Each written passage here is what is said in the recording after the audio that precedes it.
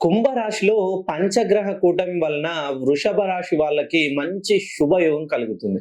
ఎవరైతే వృషభ రాశిలో జన్మించారో వాళ్ళకి మెయిన్ గా ఉద్యోగం చేస్తున్నవారు ఉద్యోగంలో ఎంత పని చేసినా పని ఒత్తిడిని తట్టుకొని ఎంతగా కష్టపడ్డా ఆ కష్టంని ఎంత పని స్ట్రెస్ ని తట్టుకొని కష్టపడతారో ఆ కష్టానికి ఎటువంటి గుర్తింపు ఉండదు. వీళ్ళు ఏదైనా ఒక ప్రాజెక్ట్ లో సక్సెస్ అయితే ఆ సక్సెస్ ని మాత్రం వీళ్ళ పై ఉద్యోగులు ఆ సక్సెస్ ని తీసుకుంటారు. ఏ చిన్న పొరపాటు జరిగినా ఆ పొరపాటును వీళ్ళ పైన తోసేసి అనూహ్యంగా నిందలు అవమానాలు వీళ్ళకి క్రెడిట్ ఇస్తారు. మెయిన్ గా వృషభ రాశిలో జన్మించిన వాళ్ళకి మీరు జన్మతః రోహిణి గాని కృతిక గాని నక్షత్రంలో జన్మించిన మృగశిర నక్షత్రంలో జన్మించిన మీ జీవితంలో అనూహ్యమైనటువంటి మార్పు ఈ 38 రోజుల తర్వాత జరుగుతుంది. ఎందుకంటే కుంభరాశిలో ఈ నెల 23వ తేదీన కుజుడు కుంభరాశిలోకి వస్తున్నాడు.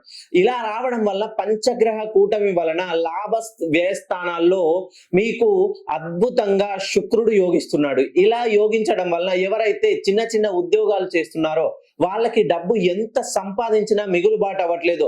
బయట వాళ్ళకు చూడడానికి ఒక పెద్ద మంచు కొండలా వీళ్ళు డబ్బు సంపాదిస్తారు.